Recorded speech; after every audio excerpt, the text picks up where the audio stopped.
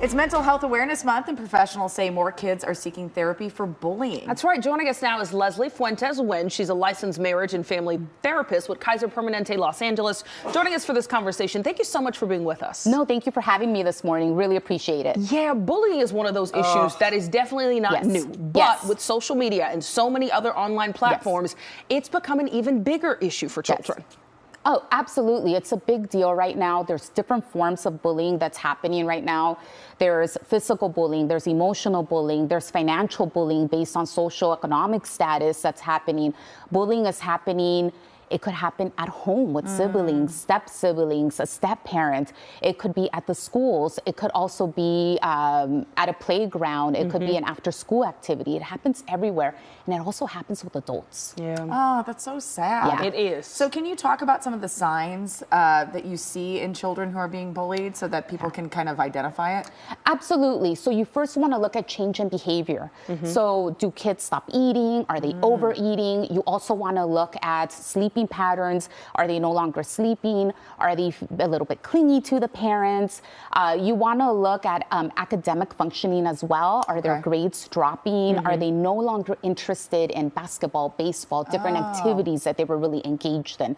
Those are the cues that you really want to pay attention to. So it's really behavioral changes. Yes. Yeah. Yes. And that's when you probably need to seek some help. What do you say for people, though, who aren't going to seek help because they feel like, oh, well, bullying is so common. This makes kids tougher. Or they need to learn like, to navigate the world. Yeah. I hear that a lot. So this is the first thing that I say is don't be silent. If you see bullying and if you actually witness it, then you're actually approving for bullying to happen.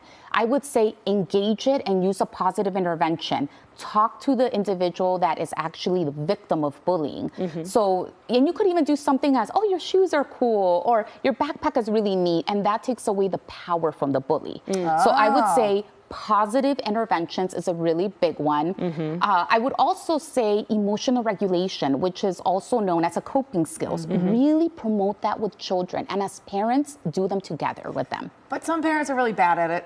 Yes, yes, they are. Because they also don't have the emotional intelligence to be able to regulate themselves. So what advice do you have? Oh, I love that question so much. I encourage parents, go to the communities, look at a support group, ask questions, go to the school, talk to the teachers, talk to the academic principals and so forth, and just gather information and learn. Absolutely. We've heard stories, though, where there are parents who try to get help. They go to the schools for help, and they feel like not enough is being done. I'm sure you've experienced that in some cases you've had. What should parents do in that case when they're trying and nothing's really happening? If nothing is happening at the school, which is something very common, and I'm really glad that you asked, then I would encourage them, seek therapy. Therapy has different resources that the schools don't have. They have support groups.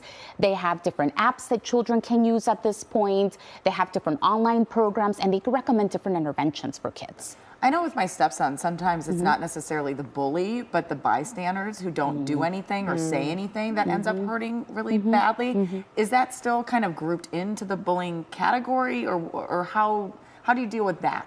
Yeah, if you actually are a bystander and you see something and you're not saying something, then you are contributing to the bullying, unfortunately. You are. But people don't speak or say anything out of fear that there's going to be some sort of retaliation happening.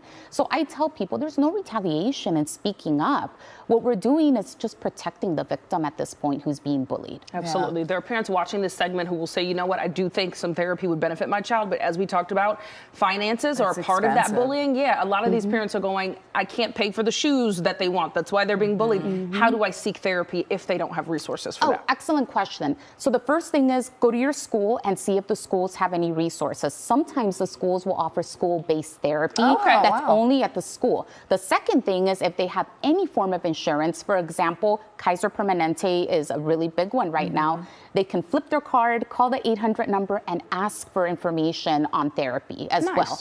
So I would say schools, their insurance, and then also the schools will provide sometimes a list of different resources or groups that are free of cost or a sliding scale.